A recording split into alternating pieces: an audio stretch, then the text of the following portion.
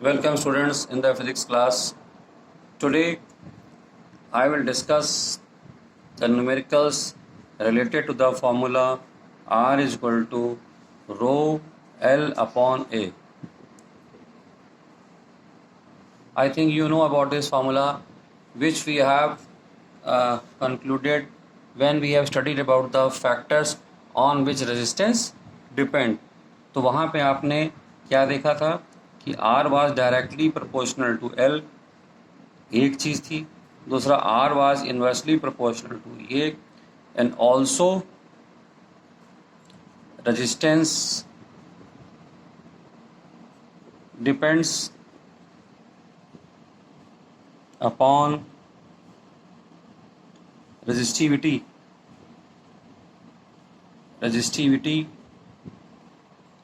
पे डिपेंड करता था ये. ठीक है, रेजिस्टिविटी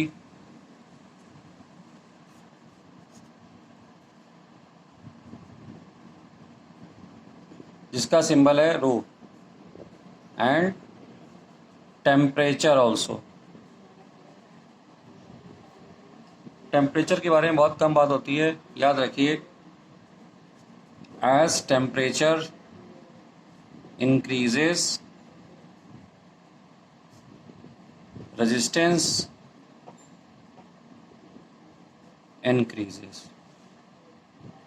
मतलब डायरेक्टली प्रोपोर्शनल है रेजिस्टेंस यहाँ पर. ठीक है, तो एक पॉइंट हो गया आपका ये लेंथ से रिलेटेड, ये हो गया एरिया ऑफ क्रॉस सेक्शन, तीसरा हो गया रेजिस्टिविटी, और चौथा हो गया टेम्परेचर. चार चीज़ पे रेजिस्टेंस हमारा डिपेंड कर रहा था. अब आइए इस पार्ट को एक बार ज़रा फिर से स्टडी कर लें. ये क्रिटिकल पार्ट है थोड़ा सा. यहाँ पर आप ये कहते हो कि जो रेजिस्टेंस है वो डिपेंड करता है, एक मतलब वायर है हमारा, ये सिलेंड्रिकल इन शेप है ये वायर. ठीक है, तो ये जो पोर्शन है ये इसका कहलाता है क्रॉस सेक्शन एरिया. क्या कहते हैं इसको? क्रॉस सेक्शनल एरिया, जिसको ए से डिनोट करते हैं इस पार्ट को. ठीक है, और ये जो पार्ट है ये होती है इसकी लेंथ.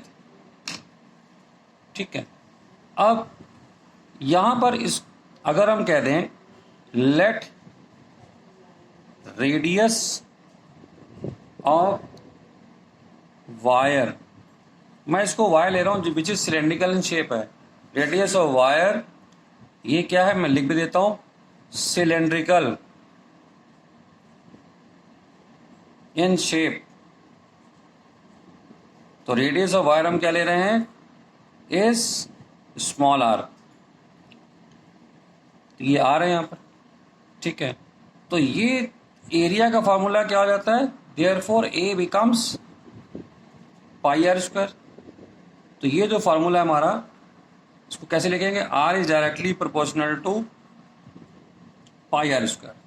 अब हम जानते हैं 1/पाई कांस्टेंट है, तो आप लिख सकते हो R is directly proportional to 1/आर स्क्वायर. रेडियस जितना ज़्यादा बढ़ेगा उतना रेजिस्टेंस बहुत तेज़ी से डिक्रीज करेगा. ये यहाँ पर इसका एक कंक्लूजन है.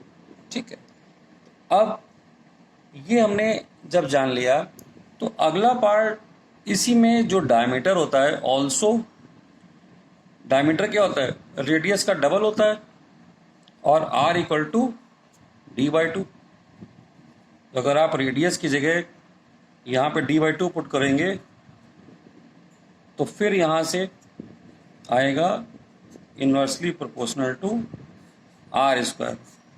प्रोपोर्शनलिटी में ध्यान रखिए जो कांस्टेंट टर्म होते हैं उसको हम डिलीट कर देते हैं, कांस्टेंट टर्म को हम लोग डिलीट कर देते हैं. तो ये ध्यान रखने की बात है.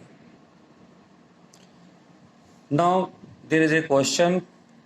हमारे पास में एक वायर है ए बी, इसका रेजिस्टेंस ए बी का मुझे गिवन है, दैट इज 12 ओम. अब क्वेश्चन ये है कि if we cut this wire into 3 equal parts, if we cut this wire into 3 equal parts, then what would be the resistance of each part? Her part का resistance क्या होगा? जो हमने divide किया है यहाँ से x और y से डिवीजन किया है, तो मेरे पास में 3 रेजिस्टेंस यहाँ पर आ गए हैं। अब ये 3 रेजिस्टेंस हमने ये कह दिया कि एक पार्ट ये है, दूसरा पार्ट ये हो गया, तीसरा पार्ट ये हो गया। 3 हमने इसके इक्वल पीसेस कर दिए। तो ये क्या बन गया? AX, ये बन गया XY, ये हो गया YB। तो सबकी लेंथ यहाँ पर 1/3, मतलब टोटल लेंथ जो आ रही हमारी है यहाँ पर इनकी ओरिजिनल लेंथ की 1/3 हो जाएगी। तो कैसे करेंगे आंसर? तो हमको गिवन है AB की लेंथ 12 ओम, ठीक है। We know resistance is directly proportional to the length. Length जितनी होगी उसके डायरेक्टली प्रोपोर्शनल हमारे पास में ये रेजिस्टेंस रहता है। So length of each part is L/3। तो रेजिस्टेंस कितने होंगे? L/3। अब ये जो R डायरेक्टली L है, इसको आप लिख सकते हो R is equal to KL, constant यहाँ पर। और जो हमारा ये पार्ट है, किसी एक को सेलेक्ट कर लीजिए, तो उसके हमने ले लिया R डैश, तो उसको कह देंगे RK इंटू L/3। यहाँ पर जितने पार्ट है हमारे, सबका रेजिस्टेंस हमारा सेम होगा क्योंकि लेंथ सेम है। तो इसके लिए हमने रेजिस्टेंस वैल्यू कितनी लिख दी? R dash. ये R क्या था हमारा? ये एक्चुअली R हमारा ये है RAB, जो मैं शुरू से लेके चल रहा हूँ, ठीक है। मुझे फाइंड क्या करना है? मुझे R डैश फाइंड करना है। तो अगर मैं इसको कह दूँ इक्वेशन 2, इसको कह दूँ 1, तो इक्वेशन 2 को मैंने डिवाइड कर दिया इक्वेशन 1 से। तो R dash upon RAB। R dash मेरा क्या था? K into L/3। ये क्या था? K into L। K cancel हो गया, L कैंसिल हो गया, इट इज 1/3।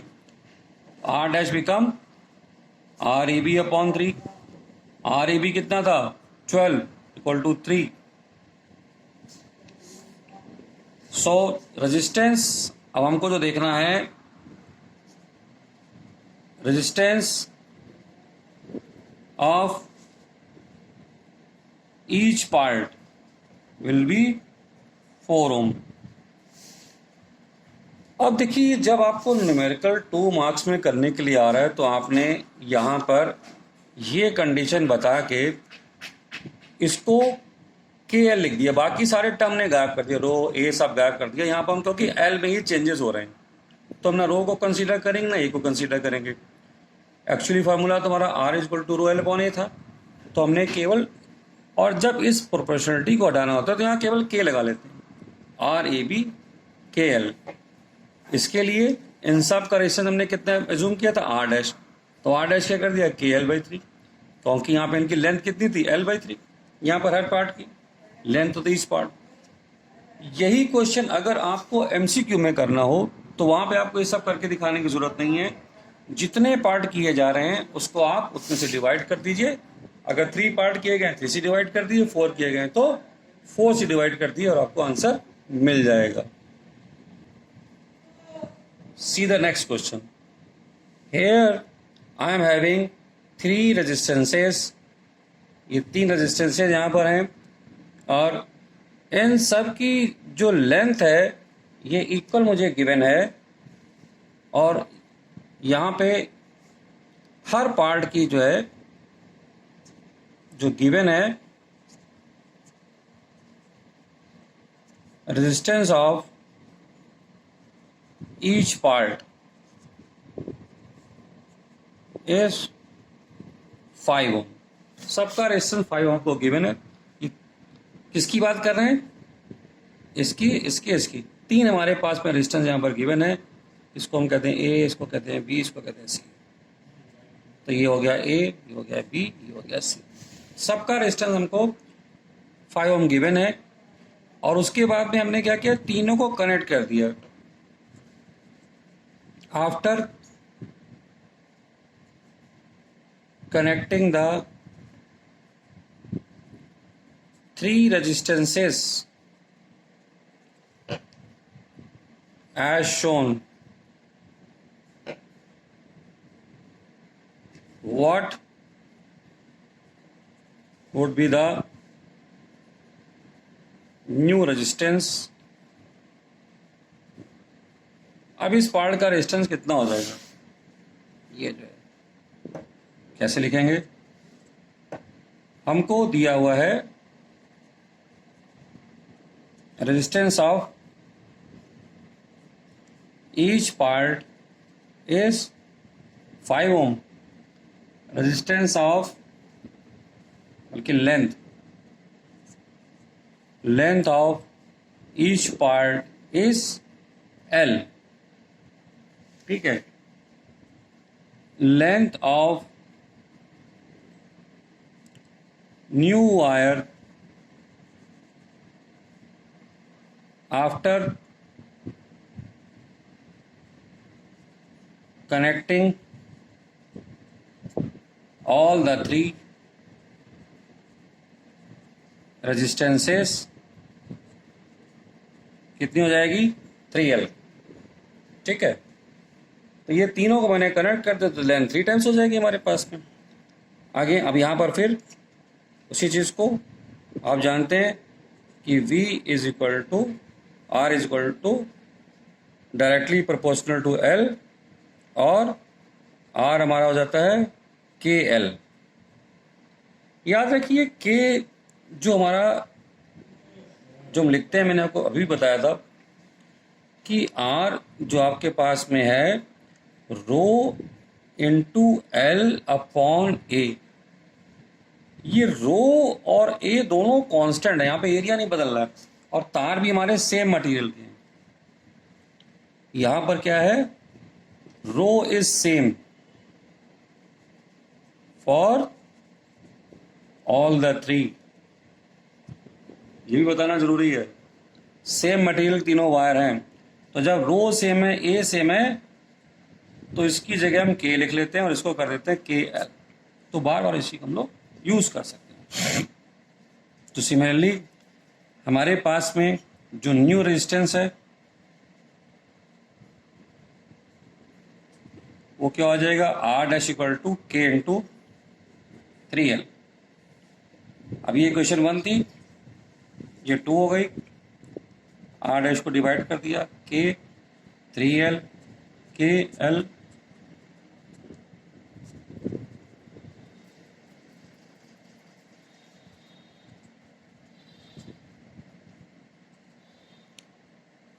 आर डैश हो गया 15 ओम।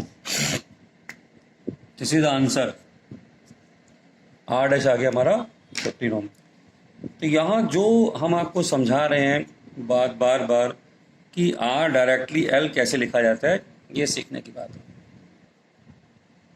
Now see the next question. In this question a wire A B is given, इसका रेजिस्टेंस हमको 12 ओम गिवन है।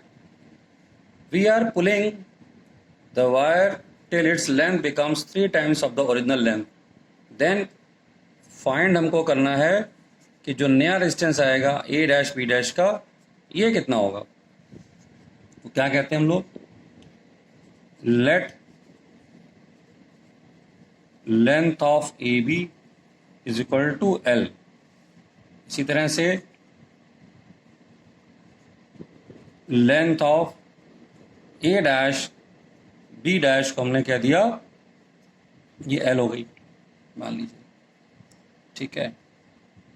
तो और cross section area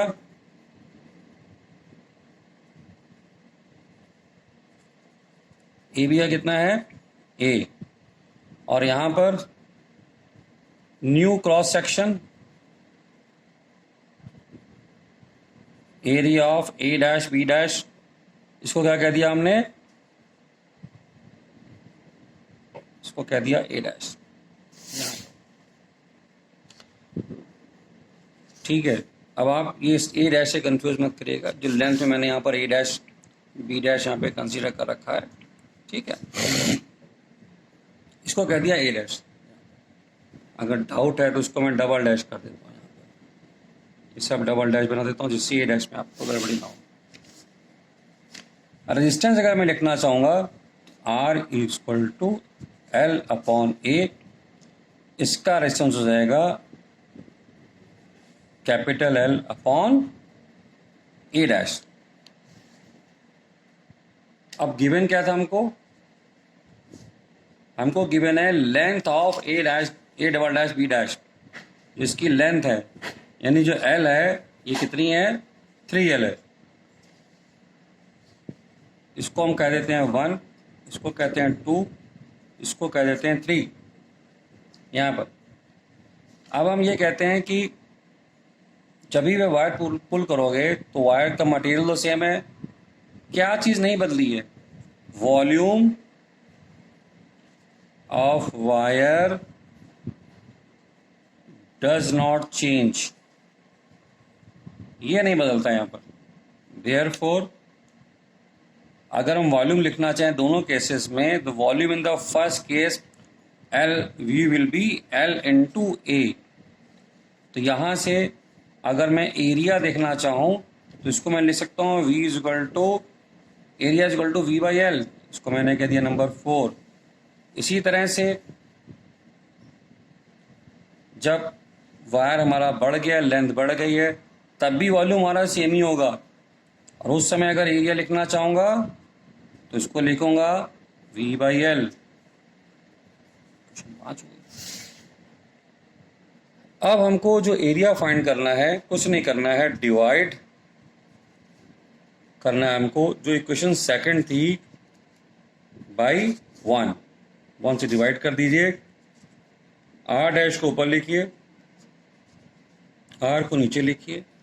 R dash में रहता है rho into L upon A, ये कितना है रो इंटू, और ये डैश है यहाँ पर L अपॉन A, तो ये रो कैंसिल आउट हो गया।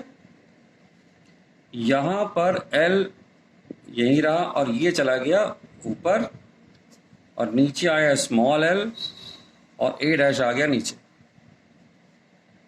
ठीक है, अब L को रिप्लेस कर दिया मैंने 3L से, और एरिया हमारा क्या था, यहाँ पर एरिया क्या था, जो ये ऊपर गया है एरिया क्या था इंटू V बाई L। ये एरिया कितना था हमारा दूसरा वाला V अपॉन कैपिटल L। इस L को इससे काट दिया, वॉल्यूम कट गया, और ये कैपिटल L ऊपर चला गया। तो ये क्या बन जाएगा यहाँ पर हमारे लिए R dash upon capital R 3L upon L, और L कितना था, ये भी 3L था, ये भी कट गया। तो यहाँ से क्या मिला, R dash equal to 9R, और R हमारा कितना था 12 ओम। तो R dash will become 9 into 12 equal to, ये बन जाएगा 108 ओम, 108 ओम। तो नया रेजिस्टेंस हमारा आ गया 108 यहाँ से। ठीक है, इस क्वेश्चन में जो सबसे ज़्यादा ध्यान रखने की बात है, मैं आपको पहले ही बता चुका हूँ, volume of the wire, volume of the wire does not change when we pull the wire, volume नहीं बदलता है। ठीक है, इसको ध्यान रखिएगा। और इसी को यूज करते हुए हम लोग एरिया निकालते हैं इनिशियल केस में, फिर एरिया निकालते हैं सेकंड केस में। Okay, Yes, students, here you have another question on the graph. You know that slope of the VI graph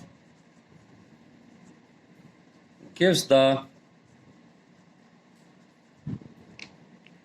resistance और कंडीशन क्या है, when I is on x axis, I जो current plot कर रहे हैं, and potential is on y axis. ये ध्यान रखिएगा, इसको y एक्सिस पे ले रहे हैं और इसको हम करंट को ले रहे हैं x एक्सिस पे. यहाँ क्या है, पोटेंशियल. हमको ये एक रीडिंग दे रखी है 1 2 3 4 5 रीडिंग्स यहाँ पे दे रखी हैं. इसी सर्किट में हमने फाइंड की हैं आई और वी की वैल्यूज. यहाँ पे हमने प्लॉट कर लिया, क्योंकि ग्राफ पेपर भी मैंने यहाँ पे नहीं सेलेक्ट किया है, रैंडमली मैंने एक ग्राफ यहाँ पे प्लॉट कर लिया है. ये 5 डॉट्स इन 5 रीडिंग्स को शो कर रहे हैं. हमने यहाँ पर एक रीडिंग ले ली, यहाँ पर इसको मैंने ए बोल दिया, ये यहाँ पर ओरिजिन है हमारा. और जो थर्ड रीडिंग है उसको मैंने बी बोल दिया है. इसके कोऑर्डिनेट्स यहाँ पे मैं लिखूंगा, क्योंकि आई मेरा एक्स एक्सिस पे है, तो जैसे कोऑर्डिनेट ज्योमेट्री में क्या करते हैं, एक्स को पहले लिखते हैं फिर वाई को लिखते हैं. इसी तरह से जो मेरी थर्ड रीडिंग है उसके लिए एक्स कितना है 3, वाई कितना है 10.2 यहाँ पर. तो हम लिखना चाहते हैं रेजिस्टेंस, ये क्या हो जाएगा, इसको बोलते हैं Y intercept. Y intercept upon X intercept. अब वाई इंटरसेप्ट हमारा जो है वो ये है, क्या है, BC. और एक्स इंटरसेप्ट हमारे पास में क्या है, AC. अब जो वाई इंटरसेप्ट है जिसको मैं BC कह रहा हूं, तो y की वैल्यू हमारे पास में कितनी है 10.2. यहां पर y की वैल्यू कितनी है 10.2, इसकी वैल्यू कितनी है 3.4. क्या लिखेंगे, 10.2 माइनस 3.4, ये कितना है 3 माइनस 1. तो ये हमारा है इधर y इंटरसेप्ट और ये हमारा है x इंटरसेप्ट. माइनस किया 8 6/2, आ गया 3.4 ओम. R विल बी 3.4 ओम, हमारा आंसर आ गया. अगर हम और भी दो कॉम्बिनेशन लेके स्लोप निकालेंगे तो वैल्यूज हमारी इसी के आसपास आएंगी, 3.4 3.3. तो अलग अलग जो अगर वैल्यूज आ भी रही यहाँ पर, हम उसको एवरेज निकालेंगे, that will come about the 3.4 के आसपास इसकी वैल्यूज आ जाएगी. This is the way we find the resistance. इसमें ध्यान रखिएगा, अगर हमारा ये ग्राफ उल्टा हो गया, आपने आई को यहाँ प्लॉट कर दिया, वाई को यहाँ प्लॉट कर दिया, उस समय जब आप यहाँ पर स्लोप निकालेंगे, यहाँ पर जो उसका स्लोप होगा ग्राफ का, दैट विल बी, ये डेल्टा आई होगा और ये डेल्टा वी होगा. तो हो जाएगा delta I upon delta we हो जाएगा ये यहाँ पर. ठीक है, तो ये क्या देगा आपको, अगर ये ग्राफ, अगर आई हमने यहाँ पर वाई एक्सिस पे डाल दिया, इसको एक्स एक्सिस पे ले लिया, तो ये आई वी ग्राफ क्या देने वाला है, इसको लिख सकते हैं डेल्टा वी अपॉन डेल्टा आई. और हम जानते हैं डेल्टा वी अपॉन डेल्टा आई कितना होता है 1/r. इसको हम लोग कंडक्टेंस भी बोलते हैं, इसको कंडक्टेंस ही बोलते हैं. अब अगर इस ग्राफ से आपको आर की वैल्यू निकालनी है यहाँ पर, तो सपोज करिए इसकी वैल्यू आपकी यहाँ पर आ जाती है 0.5, तो ये आर हो जाएगा 1/05 2 ओम. किसी भी ग्राफ में अगर 1/r की वैल्यू 0.5 आती है, तो r कितना हो जाएगा 1/0.5, यानी r कितना हो जाएगा 2 ओम. ये दोनों ग्राफ का डिफरेंस याद रखिएगा कि हमने कहाँ क्या प्लॉट किया है, ये बहुत जरूरी है. देखिए एक नेक्स्ट क्वेश्चन, यहाँ पर क्या है, दो लैंप L1 L2 पैरेलल में कनेक्टेड हैं। ये दो पहले लैंप की जो स्पेसिफिकेशन दे रखी है 100 वाट ऑब्लिक 220 वोल्ट, दूसरे की स्पेसिफिकेशन दे रखी है 60 वाट ऑब्लिक 220 वोल्ट। ये दोनों पैरेलल में लगे हैं, इसकी पावर को P1 कह रहा हूँ, इसको P2 कह रहा हूँ, और यहाँ पर 220 वोल्ट के साथ में इसको कनेक्ट कर दिया है। ये करंट यहाँ पे देगा I1 करंट, और इसने करंट लेगा I1 और ये करंट लेगा I2। क्वेश्चन ये है, यहाँ पर हमको आउटर सर्किट में I फाइंड करना है, ये कितनी आएगी, इतना सा क्वेश्चन है। तो हम जानते हैं यहाँ पर कि जो करंट हमारी यहाँ से चलेगी, तो हम ये कह सकते हैं इसको कि जो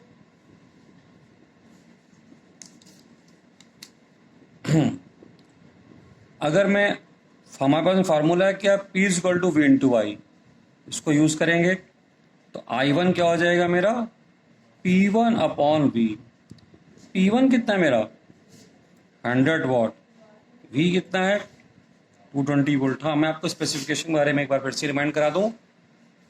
बल्ब के स्पेसिफिकेशन का मतलब होता है if we will supply 220 volt voltage then this bulb will work at 100 watt. और अगर हम साहब ये कहते हैं कि जो दूसरा बल्ब है this is also on 220 volt give the power of the 60 वाट, तो यहाँ पे इनपुट वोल्टेज 220 वोल्ट होना चाहिए, तभी 100 और 60 वाट के बल्ब की तरह बिहेव करेंगे। ओके, तो ये कैंसिल आउट, ये हो गया 5/11 एम्पियर। I2 P/V, ये था 60/220, ये हो जाएगा 3/11 ampere. Total current I = I1 plus I2, 5/11, 3/11, 8/11 ampere यहाँ पर आउटर सर्किट में करंट फ्लो करेगी। ओके, सिंपल क्वेश्चन है। तो अभी और क्वेश्चन करेंगे इसमें, और अब आप इसके बाद में कुछ क्वेश्चन मुझे करके दिखाएंगे।